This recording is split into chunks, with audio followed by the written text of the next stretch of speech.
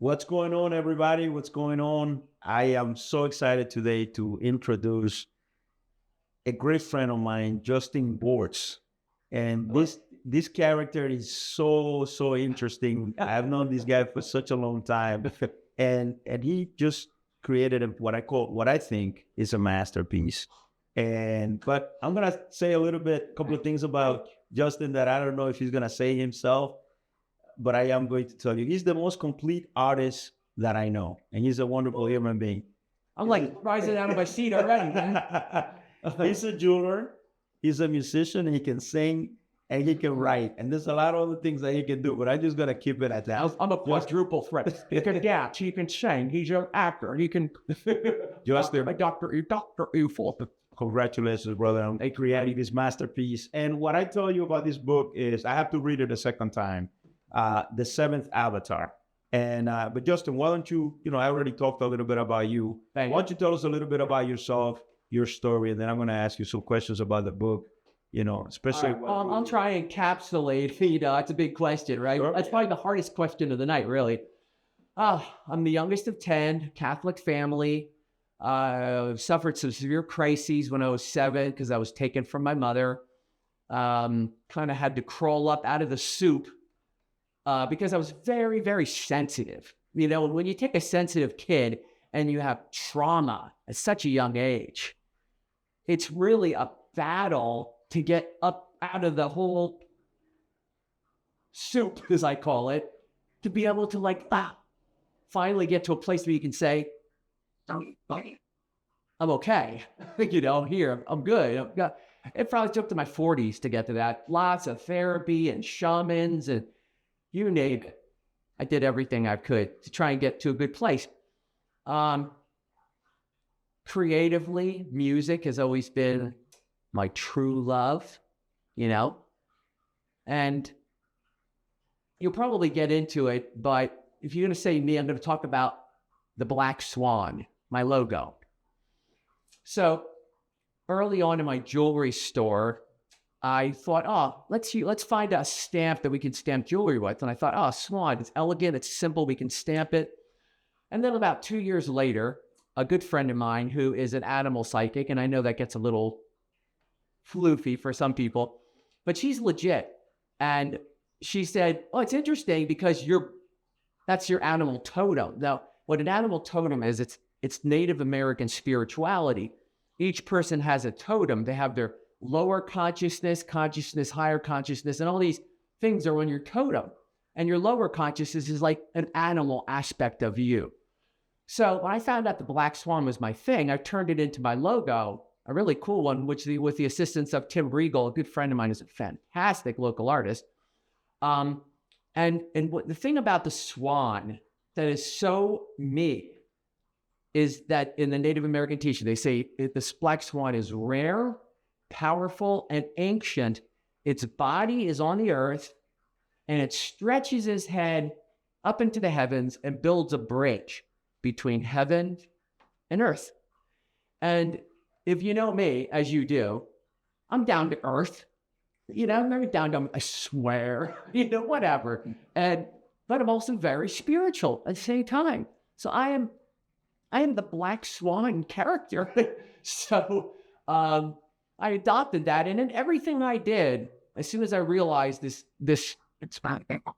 synchronicity that I had with the Black Swan, everything I did from there on, with jewelry, with music, goddess rock, everything I did was all about creating a bridge. Because I think what's missing, there's a couple things that are missing. One is rites of passage. The other thing is experience. People need to have a higher love experience to know that it exists. Otherwise, it's just, I believe in God. Okay, whatever. Belief, what does that mean? If you have an experience of higher love, of higher consciousness, of the being of light of God, that's real. That's really felt. That means something. You can connect with that. And you can, what the Native Americans used to do is when they got to a certain age, like 21 or so, they would take peyote and they'd go out in the desert and they would fast and they would try and have a vision of their higher self, their God self. And then that would be their leading force moving forth in their life, was that vision. We don't have anything like that in our culture. So this book is another, probably the most effective branch that I've ever built.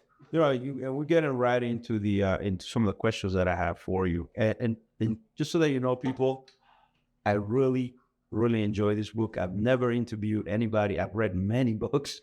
Anybody about a book. This book is really, it's going to take a second reading for me. I just finished reading it over the weekend, and I got a personal copy, which I'm sure is going to be a history at some point. I got an early version of the book. Well, what drew the inspiration for the title of the book, The Seventh Avatar? Well, that's a good question. Initially, it was going to be The Great One. Because, so I have to back up a little bit and explain that a lot of people don't realize it, but Buddhism, Hinduism, Islam, they all have their own equivalent of the second coming of Christ. Okay, they all have their equivalent of the end times. Buddhism calls it the dark epoch, and their guy is the perfect reincarnation of the Buddha, and he's called the Maitreya. Hinduism, they call that period of time the Kali Yuga. Okay, that's their end time equivalent, and their guy is called the Kalki Avatar. Okay, Islam is the Mahdi, and if you've seen the Dune movies, they call him the Mahdi. So, so I had the Great One in mind because that's what they call this being that comes in this time, the Great One, because he represents the one consciousness from which we all abide. And at some point or another, I just got this idea, just seventh avatar. And when I thought of it, I thought, you know what? That sounds a little more down to earth. You know what I mean? Building that bridge. Would you go see a movie called The Great One, or would you go to a movie called Seventh Avatar? I think most people are going to go see a movie called The Seventh Avatar. So that's how it really happened, just like that. The title, I love the title. And I just, I haven't had the chance to ask you, because obviously this is the first time I'm asking this question. Yeah. Where you drew the inspiration for the title. Absolutely. And I should explain, I hate to interrupt you, but I feel like I have to explain what an avatar means. Avatar is a Hindu term which means the divine person crossing down into the human plane. That's literally what avatar means. So I'm sorry, please. No. Please enlighten us. Please enlighten us. This book is, I want to describe it as a spiritual novel. Is that religious fiction? Yeah. So that's and there are several religious spiritual influences. Which one influenced you the most out of all the spiritual influences that you draw from? That's a good question. I was raised Catholic. I was always very religious, partly because I wanted to win my mother's favor, and she always wanted one of her children to be a priest, and I was the baby. So I remember in 9th grade, they asked me what I wanted to be when I, graduated. I said a priest. And that didn't last long because I like girls too much. So that's a deal breaker to be a priest. Are you kidding me? I love girls. So then on, then I got involved with something called Young Life in high school, and I referred to that in the book. And Young Life was Christian, like more, Protestant, Lutheran, more not Catholic. And I loved Young Life. I had such great experiences at their summer camp. And then I wanted to work at their summer camp for a couple months preceding that. So I was raised very Christian. And I also cite the show Kung Fu a number of times in this book, because when I was in 7th grade, the show Kung Fu came on TV with David Carradine. Well, my God. I remember it. I'm old enough. Oh my God. I'm old enough to remember this character. Kung Fu with David Carradine. David Carradine was born to play this character, Grasshopper. So that was a big influence for me. And that was Buddhism. And to me, that was almost like very simple and clear. Perfect sense. Where Christianity was so complicated. You know what I mean? And So at some point I started like, I couldn't hang my hat on Christianity, this is the way I put it, and then I started reading Buddhism, and I started reading Taoism, I started reading Hinduism, I started studying those things. And then I was doing this intensive therapy in Seattle called The Process. And my therapist was a PhD named Ron Weiss. And one night we were in the thick of the whole thing, this process, very, very intensive and very deep introspection. And I said to Ron, I'm like, Ron, the whole thing about heaven and hell, where if you're a good boy, you go to heaven, and you're a bad boy, you go to hell. I said, it seems so childish to me. And he said, I know somebody who's in heaven and alive. And I'm like, say what? So he handed me this booklet of this guy born in New York City, who he said, Ron, said was fully conscious, completely enlightened. And I took this little booklet home, and oh my God, it got right to the heart of it, and quick. And boom, I hung my hat. So the biggest influence would be the spiritual teacher at that time. His name was Heart Master Godfrey John. He eventually, his name evolved into his ultimate name, which was Avatar Adidas Samraj. And then you really got to think I'm weird now, guys, who's ever watching this, but it's true. It's absolutely true. January of 1998, I come home. I'm having one of those kind of nights where I just feel like really kind of not in sync. My son, who's like six or 7 years old, he's on the couch watching TV.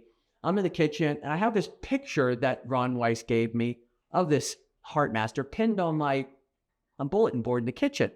And I just walked up to it, and I said, if you would show me your love, because I'm really hurting right now. I really appreciate it.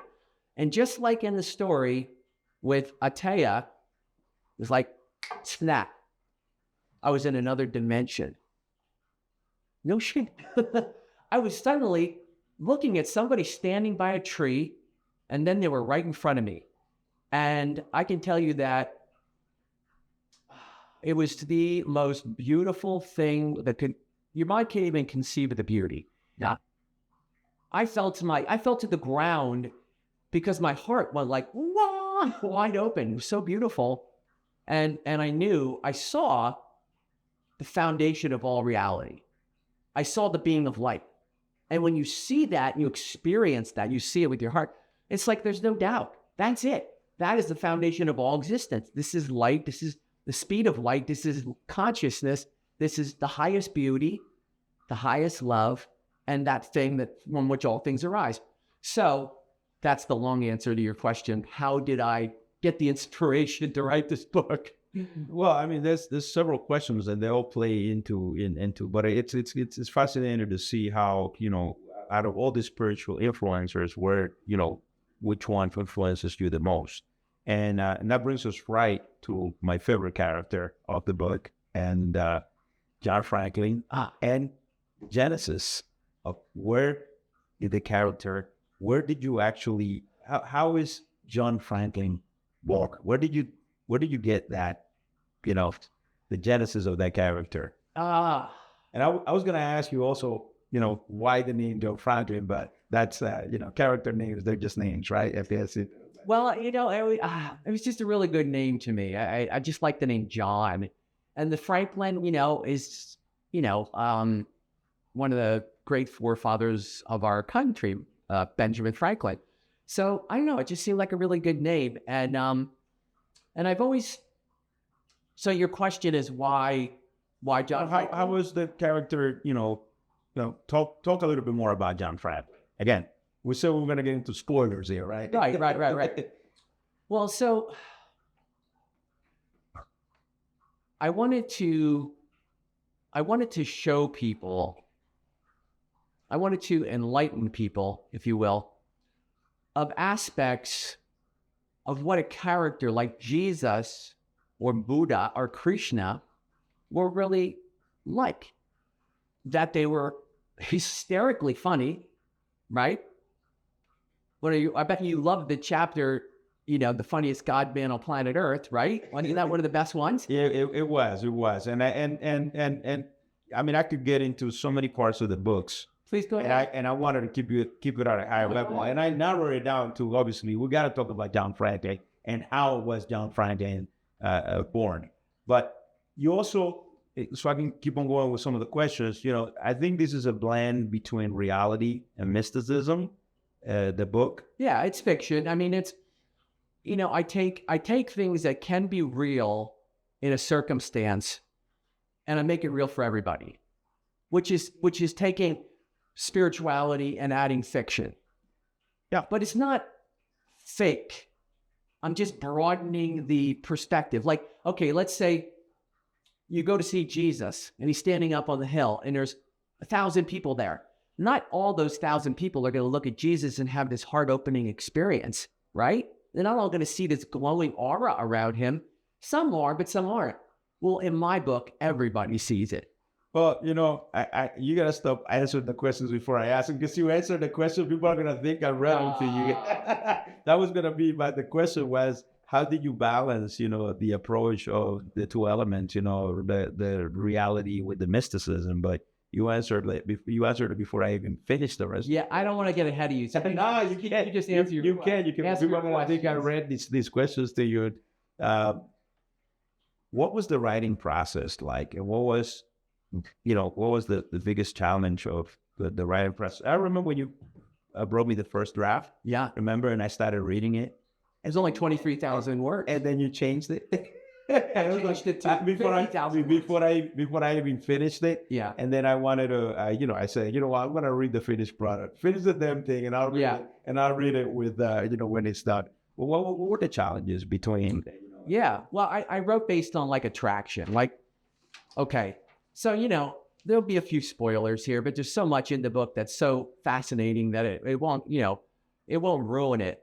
But like when I got the idea that one of the miracles that the young John Franklin does is this, he's at this backyard barbecue birthday party for this girl, right?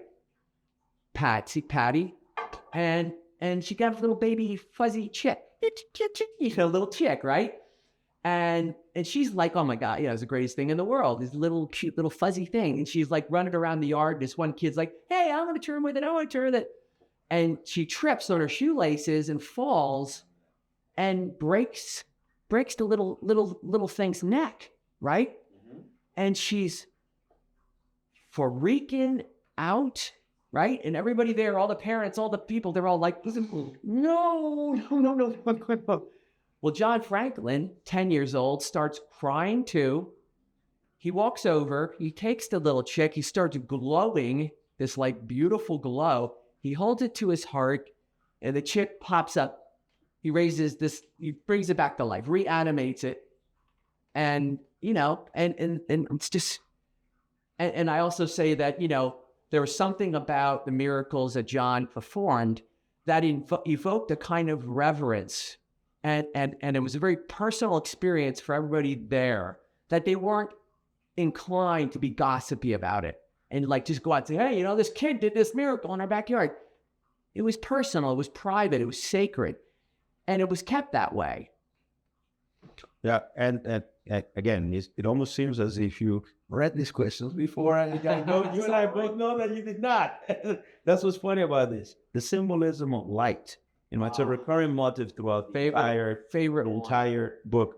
What does light symbolize for you? What do you think it will do for the reader? Wow. Well, I'm hoping that the reader can like have like a thing where the hair on the back of their neck stands up, and they see light, capital L, light, as something like a burst of love. Like his body is like bursting with love. And this love actually is like a light. You know how they do saints where they have the halo? Mm-hmm, the halo, yeah. Well, that's actually like, there's like a upside down Christmas tree that is sort of like your, how to put it? It's kind of the thing that like is your part of your animation from the subtle, realm into this physical realm. And the reason it's a halo is because they're so illuminated and so full of love that the aspect of this upside down light Christmas tree of light above their head becomes visible, and that's the other thing. I explain stuff, you know what I mean? There's so much there's a really humongous distance in the common, let's just say Christian, because that's how I was raised. You have people, right? You have saints, right? And we just say they're people that have this incredible devotion to God, to have this gift. And then there's Jesus, right? Who is God, right? But there's so much gap of not understanding and not knowing. And being a student of Avatar Adidas Samraj, who has written about 100 books about everything you ever want to know, I know about these things. so I bring that out in the book, but I try and do it, and you can tell me if it's true. I try and do it in a down-to-earth, understandable way. Absolutely. I mean, it's fascinating. I have to give it a second read. I really wanted to start getting the book out there, which is why we're having this. I volunteer to have this, to do this interview, because this is a must read. I really think that this book is one of the most fascinating novels that I've read. And I'm not just saying that because I'm in front of you. I'm compelled to ask you to interview you about the book because of how deep it is. And I just, because I know that you wrote it because because people now they use, this is not in the questions. AI. Let's talk about it. A lot of people now use AI to create, materials. And I'm not saying that they're not excellent and they're inspired. But when you presented that script to me, you didn't even know what AI was. So it's really a masterpiece that you created. And I know you've been working on this book for a long time. Yeah. And I'm glad that you gave me the opportunity to ask you some questions, and you got me such an early copy of it. Yeah. What was your favorite part in the book? Well, my favorite part in the book, it's really the again, we're gonna get into spoiler. I like the which I think is John Franklin's first miracle. I think in the book was that was the fire. No, I like the one with the one that you with the chick. With the chick also, right, and right. Also with the drunk guy that stumbles. I mean, we could get into it a little bit later. The drunk guy that stumbles into the room, into the store to try to steal, and then he kind of faints, basically blacks out. Right. I'm talking about right. No, go ahead, keep going. Yeah, question. What the role of miracles? Let's talk about miracles right now. There are so meticulous events that are miracles throughout the book. How do you define a miracle in the context of of your story? Okay. Well, all right. So the foundation, and it's so simple, is, and this is something I learned from the spiritual teacher Adidas. He says that there are 3 nodes, KNODS, nodes in the physical heart that are like knots, okay? They operate like knots. When a person falls in love, like when you fell in love with your wife, right? When you fall in love, and it's that time that's like the greatest time of your life, and you love I love songs that always talk about that time because they're the best. Falling in love, it's the best. The music on the radio is all playing to you perfectly. The flowers are more bright, and you're just like as happy or happier than you've ever been in your life when you fall in love. Well, what's happening when you fall in love is the left node or knot of the heart releases. Okay, and this causes all kinds of openings and experience of your being. All right, and I explain that a saint is a person who has mastered leaving the left node or knot of the heart open. So they've mastered this falling in love experience to be their permanent experience. And they walk around in love with everything and everyone. And then also all kinds of subtle things happen, like their experience of gravity now is an experience of love that washes through them, okay? And they also become, it's said that as these knots release, like the left, the middle, all of a sudden it's like growing more arms.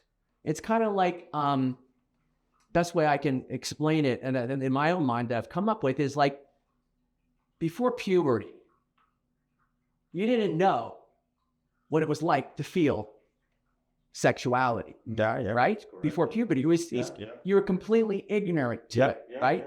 Well, that's the same thing with this. Until you have this awakening or experience where your heart stays open, right? Become vulnerable, but you also become happier and more full of love. You realize these skills and abilities that you didn't know existed. And they involve... It's like a new dimension. It's another dimension, and it involves the use of long and short wave vibrations, okay? Long and short wave. Long, you could be, let's say you got into a car accident, right? And somebody calls me, Bladimir just got into a car accident, and I have got into this state where I'm left node of the knot is open. I'm this real loving state.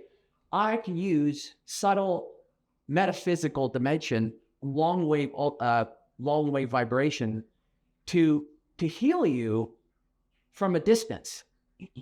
Short wave, or it would be just like from here to you, right? I can go like this, and things can happen, right?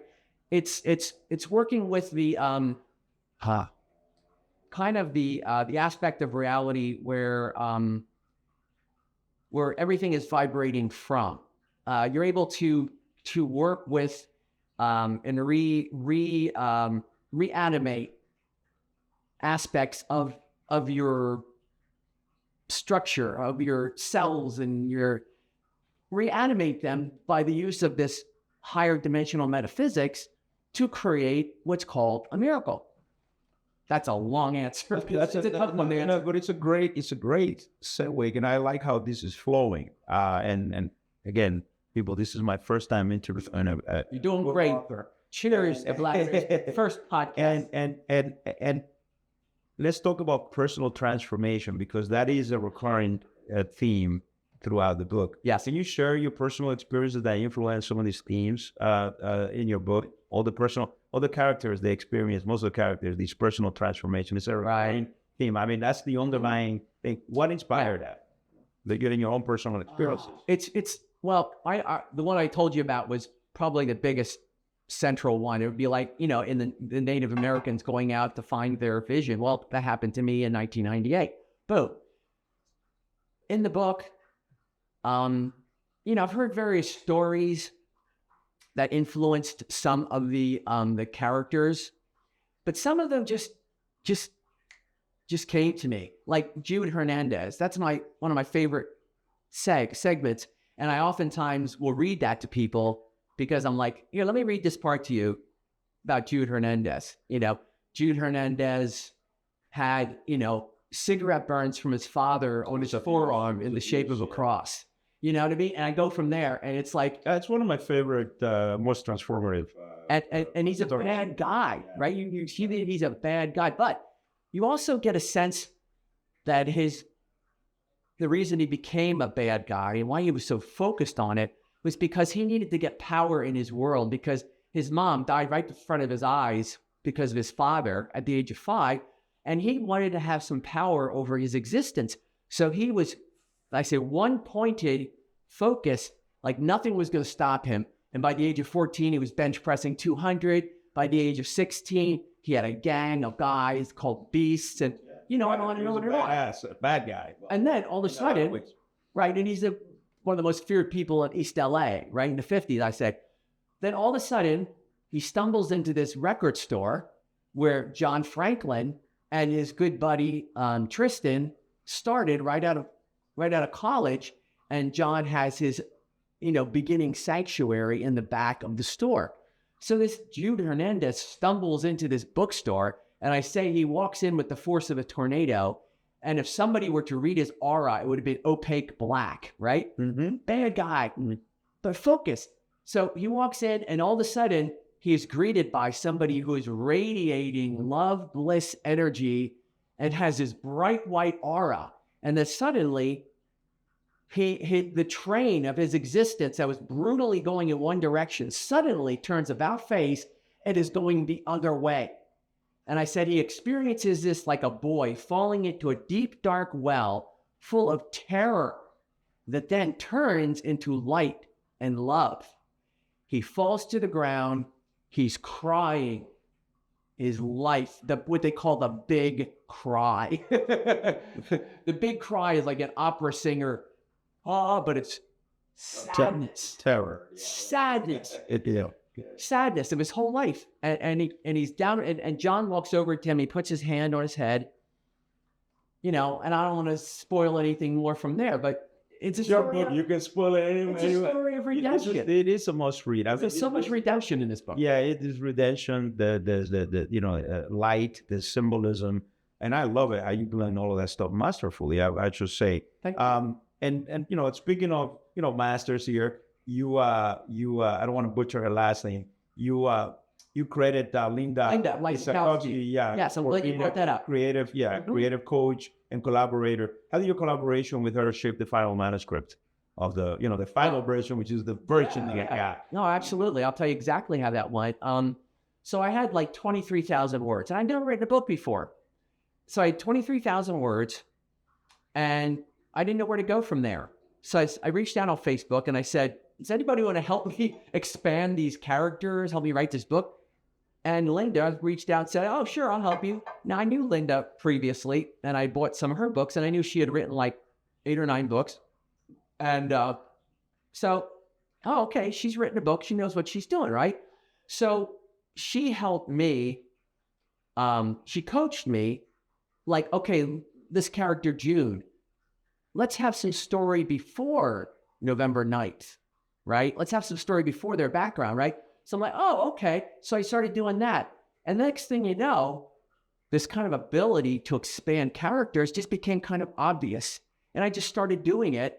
And so she just coached me along with that. And next thing you know, we had 50,000 words. And then she also edited the book, and that's her role as an editor too. So she helped me get from 23,000 words to 50,000 words, which is like a non-book to a book. So I credit Linda Lysakowski. That's amazing. I mean, I'm glad she's 82 years old. That I didn't know. Yeah, she's a vibrant 82-year-old woman. Yeah. It means she has a lot of experience, What kind of reactions or feedback have you received from the readers, that surprised you, particularly regarding the book's, spiritual and mystical elements? Well, I've read segments of the book. And to be fair, not a lot of people have read this book yet because this is fresh. I'm waiting for people to read it. Like what you said, you read it and you said, this is great. I'm like, oh my God, thank you. Because this is what we're hoping to create here. This is a must read. This book is great. I thank you. I work with a guy named Sam, and he's a brilliant guy. He's retired. He was a big wig with Brooks Brothers, like regional manager of like many, many stores. He's very well off. He and his wife have a beautiful home, a beautiful life. He's super smart, and he works with me at this jewelry store just because he doesn't like retirement. It's too boring. So we work together. So I said to him, Sam, will you read this book and tell me if it's any good? So he read it, and he comes back and he goes, I really liked it. Big smile on his face. I'm like, wow. He goes, I'm going to get my wife, Susie, to read it. So he read it too. She read it too, and she's like, she loved it too. I'm like, okay, we got something here, and so it was just kind of like that, but the people that I've read parts to, like, okay, so there's a woman at the YMCA where I work out, and I know she's Christian, she's very Christian. So I picked out the segment called Jesus and John, right? And I read that segment to her, and she was like, wow, okay, I can read this book, So, and not to toot my own horn, but every single person that I've read to, some people have cried. My friend Sandy cried. Other people were just like, oh my God, I can't wait to read this. I didn't say this, and this is an important part. I wrote it as if I was watching a really good movie. Okay. I didn't write it like a book which has a whole lot of like. I was gonna get into that because I think that was the only feedback. That's why it's not that long. You know, it's really not that long. Yeah, it's like a script, you know. Which I wrote to it get like into a that. So I was gonna save that to the end. Okay, and I also want to say that one of the catalysts for this book, and the reason why I wrote it like it was a movie, is because Hollywood has run out of ideas. They've run out of ideas. It's all the same stuff being recycled and recycled and recycled. How much more gore can we go? Oh, let's bring children into it. Now let's hurt children. Like stepping over lines that are just so wrong and inappropriate. And because they've run out of ideas. But like, why hasn't somebody done a movie about the second coming of Christ? Like I'm doing. That's really that, and I was gonna get into that as, but I wanted to address, you know, skepticism because, you know, spiritual narratives can be sometimes very polarizing, you know, and how do you address the potential skepticism that you can get from the readers that may be inclined, well, you know, toward the conventional realities? Well, because, you know, the whole center or the bullseye of the book is all about the three knots of the heart. It's all about this feeling of falling in love and taking it to higher and higher and expanding levels. And that in this expanding of this falling in love experience, everybody or most people know what it's like. That's it. That's what it's all about. It's all about taking this falling in love experience and multiplying it times 1,000, which you can't even conceive of. But that's what they say it's like. And you can't imagine how much love there is in that. But within that opening up, then like I said, all these other abilities happen. All these things, you know, like how to perform a miracle, how to do all these other things just become apparent. And so people that are skeptical, okay, and there will be, I mean, because I'm hard on Christianity here, because I was raised Christian, but I think that Christianity, in my opinion, is not the fair translation of the life of Jesus of Galilee. And I don't just say that. I say that and I talk about it. I explain it. And then the character JP, right? JP goes through his own experience of questioning because he has this vision, right? And then he's like, well, you know, why do we consider it a good thing that Jesus was brutally murdered? Oh, because he died for our sins. But wouldn't it have been better if he had his whole life to teach?